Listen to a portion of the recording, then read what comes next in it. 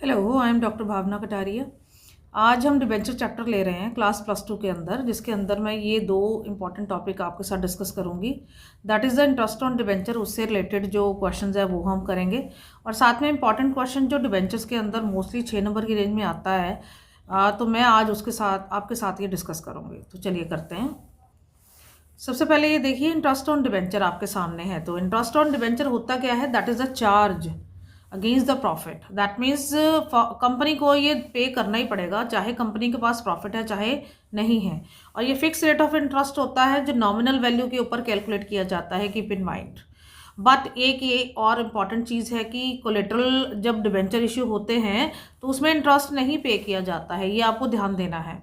और ये डिबेंचर्स के आगे प्रीफिक्स के तौर पे आता है, जैसे 15% हो गया या 10% हो गया, वट एवर डिबेंचर्स के आगे जो यहाँ मेंशन होगा वही आपका इंटरेस्ट रेट होगा। और ये आपका स्टेटमेंट ऑफ P&L अकाउंट के अंदर ट्रांसफर होता है। That means that is your financial cost. अब इसकी एंट्रीज के बारे में बात करते हैं। इसकी एंट्रीज जो चलती हैं यहाँ पे वो है when interest is on debenture is due. तो इस केस में आपकी एंट्री क्या होगी? Interest on debenture account debited to debenture holder, because interest on debenture that is the expense for the financial cost for the company, तो इसीलिए ये debit किया जाएगा। और डिबेंचर होल्डर को ड्यू कर रहे हैं तो उसके अकाउंट में ये मनी ट्रांसफर होगा। और उसके बाद when the debenture interest on debenture we are making the payment, तो उस केस में आपकी एंट्री बनती है debenture holder account debited to bank. और व्हेन इंटरेस्ट ऑन डिबेंचर जो है वो ट्रांसफर होता है स्टेटमेंट ऑफ P&L अकाउंट के अंदर, तो आपकी एंट्री जाएगी statement of P&L account debited to debenture interest. और एक बात और बोलूँगी, जो इंटरेस्ट ऑन डिबेंचर है उसमें मंथ्स कंसिडर किए जाते हैं। तो इशू कब हुआ है और कौन सी डेट पे इंटरेस्ट हो रहा है, तो उसके accordingly you have to do the calculation. Suppose 6 months के लिए है तो या 3 मंथ्स के लिए है, तो दैट डिपेंड्स कि वहाँ इन्फॉर्मेशन क्वेश्चन के अंदर क्या आ रही है, उसके अकॉर्डिंगली आपको यहाँ पे आंसर करना होगा। चलिए अब इससे रिलेटेड मैं आपको क्वेश्चन करवा रही हूँ।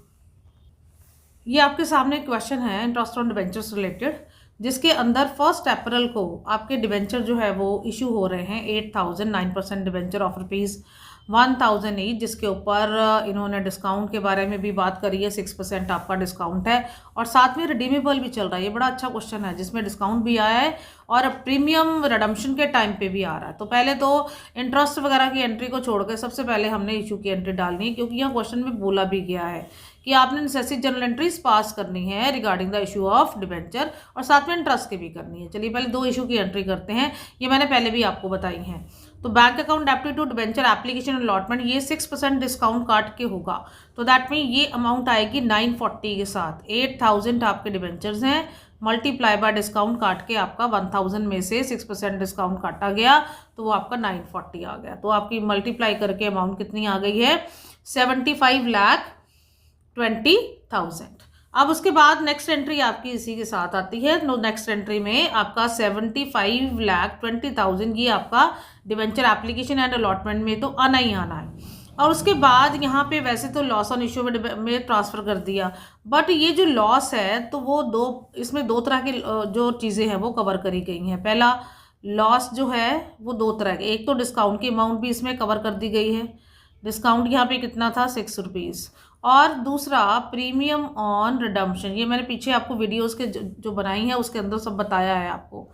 तो ₹5 आपका कितना है? दैट इज ऑफ प्रीमियम का है। दैट मीन्स ये दिस प्रीमियम, दैट मीन्स 1,000 का अगर हम 5% करेंगे तो ₹50 आएगा। इट मीन्स अगर रुपीज़ में अगर वैल्यू देखना चाह रहे हो तो 60 एंड देन ₹50 आपका क्या चलेगा? डिस्काउंट और प्रीमियम कंपनी। और इसको अगर जोड़ा जा रहा है तो ये बन रहा है 110। तो इसीलिए यहाँ 110 के साथ मल्टीप्लिकेशन की जा रही है। 8,000 मल्टीप्लाई बाय 110 करेंगे तो टोटल लॉस आपका कितना हो गया? 8,80,000 का लॉस हो गया। चलिए आगे बढ़ते हैं। अब उसके बाद 9% डिबेंचर तो क्रेडिट होना ही है, तो दैट मीन्स इसकी मनी कैसे आ रही है? 8,000 मल्टीप्लाई बाय 1,000। और उसके बाद premium on redemption of debenture, ये तो होगा ही होगा। तो 8,000 मल्टीप्लाई बाय 60 के अकॉर्डिंगली अगर आप देखेंगे, नहीं 50 के अकॉर्डिंग अगर आप देखेंगे तो आपका कितना आ जाएगा? That is 4 lakh. तो इस तरह से आपकी ये 2 इशू की एंट्री हो गई हैं। अब इंटरेस्ट की बात करते हैं। अब इंटरेस्ट के बारे में ये क्या बोल रहा है?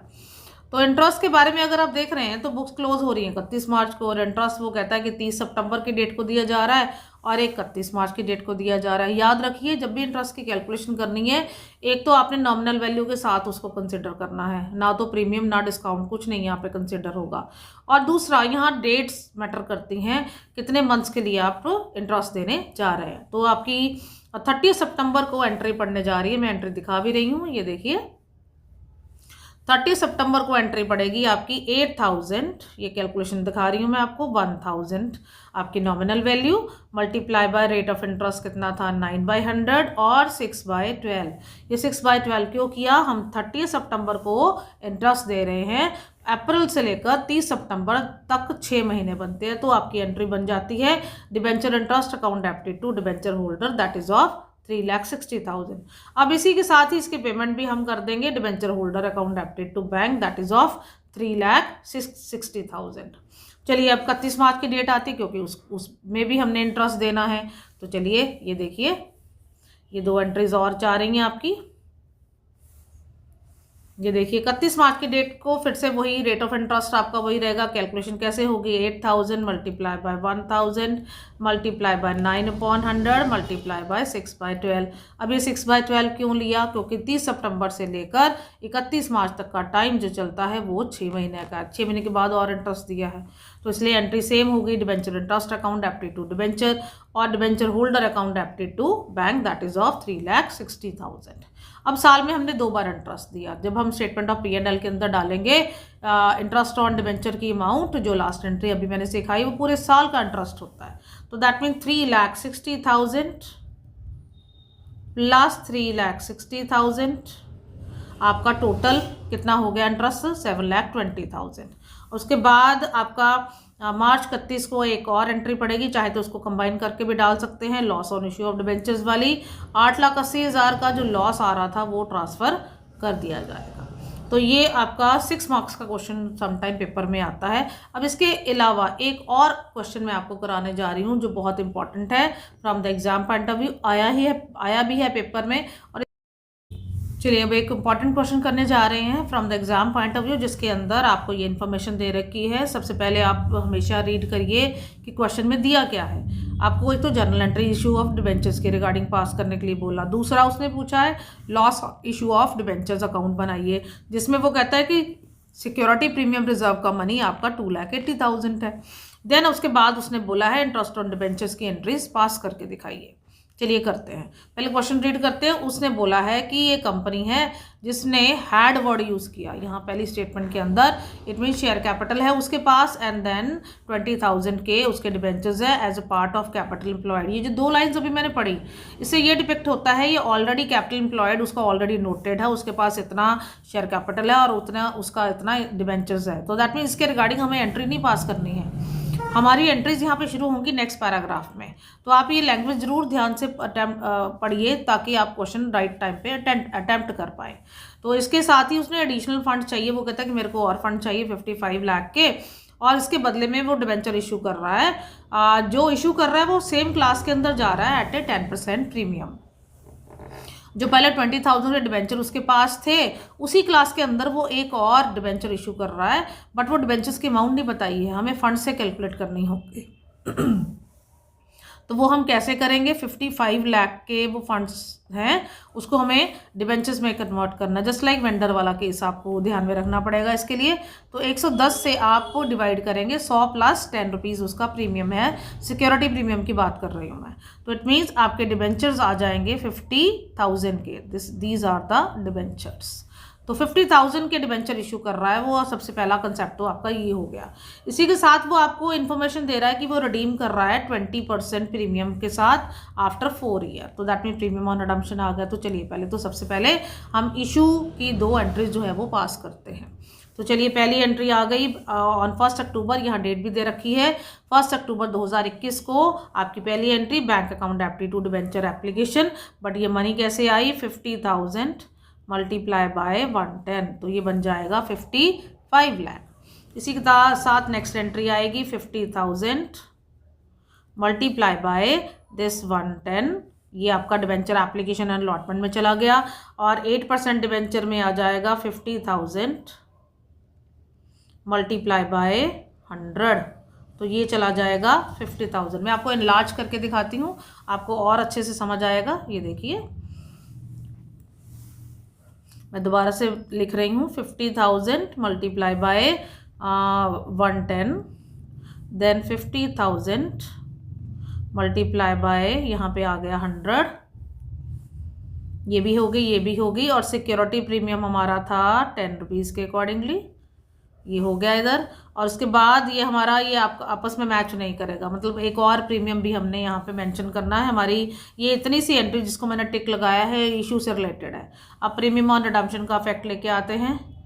50,000 मल्टीप्लाई बाय 20% था, 20 रुपीज़ हो गया premium on redemption, that is of 10 lakh, और 10 लाख ही आपका लॉस ऑन इशू ऑफ क्या चला गया, डिबेंचर। तो ये तो हमने पहले, मैंने पिछली वीडियो के अंदर भी आपको ये सब बताया था।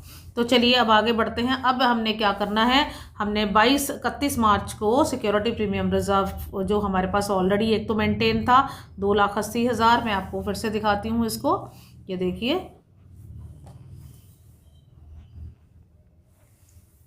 क्वेश्चन में अगर आप देख रहे हैं, ये देखिए सिक्योरिटी प्रीमियम हमें दिया गया था 2,80,000 और 5 लाख अभी हमने मेंटेन किया, तो दैट मीन्स टोटल कितना मनी हो गया, 7,80,000 सिक्योरिटी प्रीमियम रिजर्व में ऑलरेडी मेंटेन्ड है। तो पहले पैसा वहां से निकालेंगे, उसके बाद स्टेटमेंट ऑफ P&L की बारी आएगी 2,20,000 के साथ, क्योंकि टोटल मेरे को 10 लाख राइट ऑफ करना है, तो इस तरह से इसको राइट ऑफ करेंगे।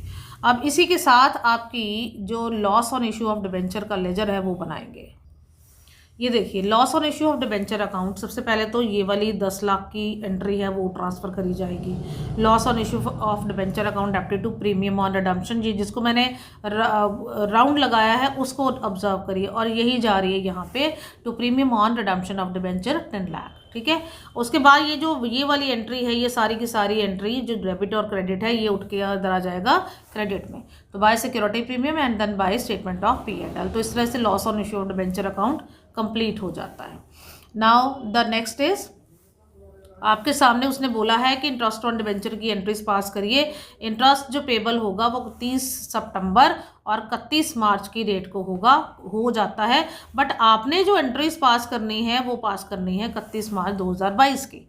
तो 31 मार्च 2022 को अगर मैं देखूं तो मेरे पास इंटरेस्ट ऑन डिबेंचर्स कैसे कैलकुलेट होगा, ये देखिए छोटा सा वर्किंग नोट नीचे पहले ऑब्जर्व करिए। जो पहले डिबेंचर्स ऑलरेडी थे मेरे पास, दैट इज ऑफ ₹20 लाख, उसके ऊपर 6 महीने का लगाएंगे। वो क्यों, क्योंकि हमारे पास जो वो डिबेंचर ऑलरेडी जो थे वो थे, जो ऑलरेडी थे उसको 6 मंथ्स का अभी हमने इंटरेस्ट देना। 30 सितंबर को तो आपने रिकॉर्ड करके आ रहे होगे ना पहले ही, तो इसीलिए हम लोग ये जो डेज कंसीडर कर रहे हैं वो 30 सितंबर से लेकर 31 मार्च की डेट तक का इंटरेस्ट का कैलकुलेशन जा रहा है। तो इसलिए 6 मंथ्स आपका हो गया 80,000, और उसके बाद 50 जो लाख अभी डिबेंचर्स इशू करे, ₹50 लाख के जो डिबेंचर अभी इशू करे हैं at the rate of 8% 6 months का, इसका भी देना है 2 लाख। दैट में टोटल कितना हो गया 2,80,000। तो उसके साथ ही एंट्री पास हो गई है debenture interest to debenture holder account debited to bank. अब आती है बारी कि स्टेटमेंट ऑफ P&L में कितने पैसे ट्रांसफर करने हैं। स्टेटमेंट ऑफ P&L में जो मनी ट्रांसफर होता है वो पूरे साल का इंटरेस्ट ट्रांसफर होता है। पूरे साल का अगर इंटरेस्ट देखेंगे उसके लिए कैलकुलेशन आप इस तरह से करना। ये आपके सामने मैं थोड़ा सा आपको दिखा रही हूँ, आपके क्वेश्चन में ये चीज़ मेंशन है।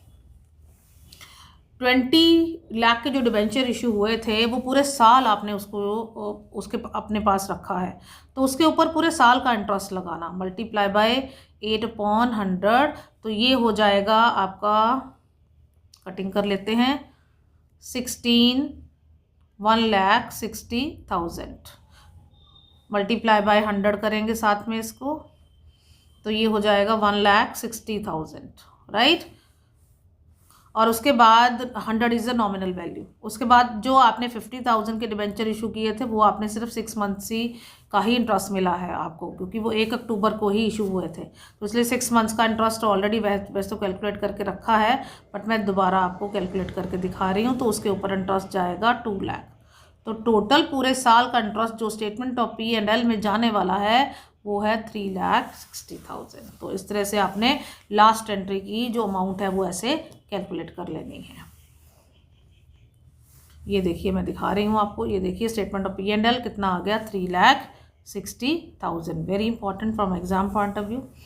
बच्चे मैंने इस वीडियो के अंदर 2 इंपॉर्टेंट क्वेश्चन आपके साथ शेयर करे हैं, और अगर वीडियो पसंद आए तो लाइक, सब्सक्राइब और शेयर ज़रूर करना है।